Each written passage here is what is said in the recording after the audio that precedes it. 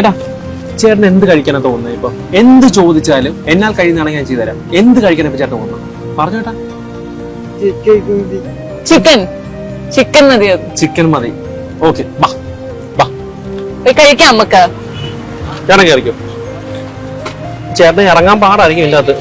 ആ, ചേട്ടന് ഇറങ്ങാൻ പാടായിരിക്കും. കേറാ, നീ അതിൽ ആ വണ്ടി കയറി. ഞാൻ ചേട്ടൻ ചേട്ടാ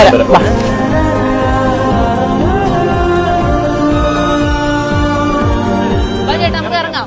കഴിക്കാൻ പോവാം.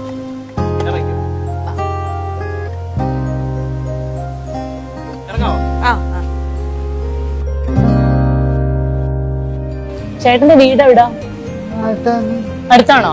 അത് ശരി. വീട്ടിൽ ആരാ ഉള്ളേ? ഭാര്യ ഉണ്ടോ? അമ്മയുണ്ടോ? എന്നെ ആരാ ഉള്ളേ?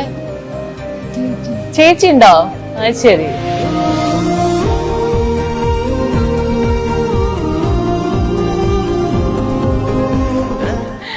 ചേട്ടാ ഒന്ന് ചിരിക്കുക കേട്ടാ.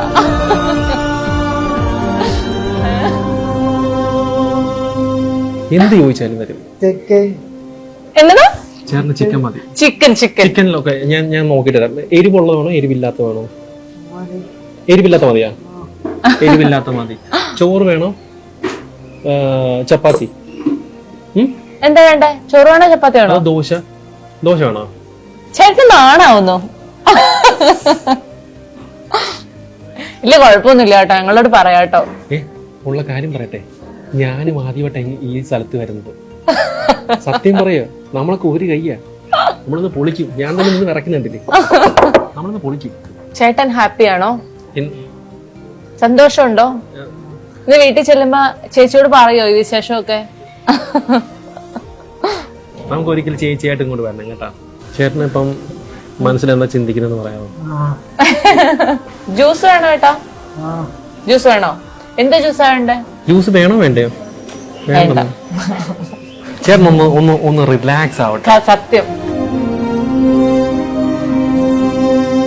സാധാരണ വീട്ടില് ഭക്ഷണമൊക്കെ ഉണ്ടാക്കുന്ന ചേച്ചിയാണോ അതോ രമേശ് ചേട്ടനാണോ? രമേശ് ചേട്ടൻ എന്തെങ്കിലും ഉണ്ടാക്കാറുണ്ടോ? ഭയങ്കര എല്ലാ പണിയും ചേച്ചിനെ കൊണ്ടാണോ എടുപ്പിക്കുന്നത്? അത് ശരി. അക്സെപ്റ്റ് ചെയ്യുന്നത്. ഏറ്റവും കൂടുതൽ കഴിക്കാൻ ഇഷ്ടമുള്ള ഫുഡ് ഏതാണ്? ലൈക്ക് ചേച്ചി ഉണ്ടാക്കുന്ന ഫുഡാണ്? എങ്ങനത്തെ ഫുഡാണ് ഇഷ്ടം? ചിക്കനാണ്, അതെനിക്കറിയാം. അത് മനസ്സിലായി. ആ വന്നല്ല ഫുഡ്. ചേട്ടന്റെ ഫുഡ് വന്നു.